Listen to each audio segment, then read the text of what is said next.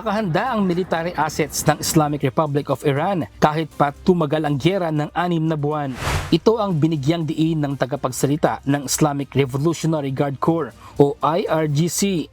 Aniya, sa estado ng kanilang hukbo sa ngayon, kaya pa nilang makipaglaban sa US at Israel kahit isang full-scale war.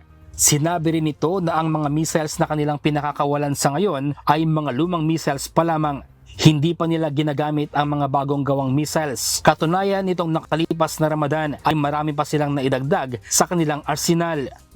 Sa pahayag na inilabas ng Iranian Foreign Ministry, nanindigan ito na ang kanilang pag-atake ay parte ng self-defense na alinsunod sa United Nations Charter o sa international law.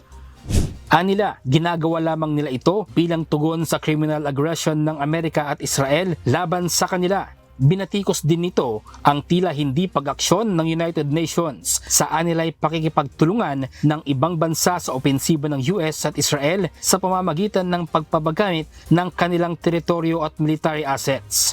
Ito anila ay pinagbabawal ng international law at sinumang lumabag ay dapat parusahan at pagbayarin sa lahat ng naidulot na pinsala.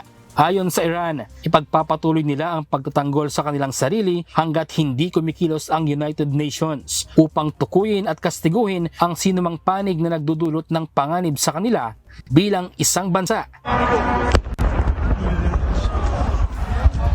Kaugnay nito, ipinahayag ni Iranian President Masoud Pezeshkian na mananatili ang kanilang pagkakaibigan sa liderato ng lahat ng bansa sa Gulf region sa ngalan ng pagrespeto sa kani-kanilang soberanya at teritoryo. Ngunit binigyang diin nito na kailanman ay hindi nila inatake ang sinuman sa kanilang mga kaibigang bansa sa rehiyon, kundi tanging ang mga pasilidad at armas militar ng US na siyang umaatake sa kanila. Bradley Robuza, UNTV News and Rescue. Diyos ang aming sandigan, serbisyo publiko ang aming pinahahalagahan.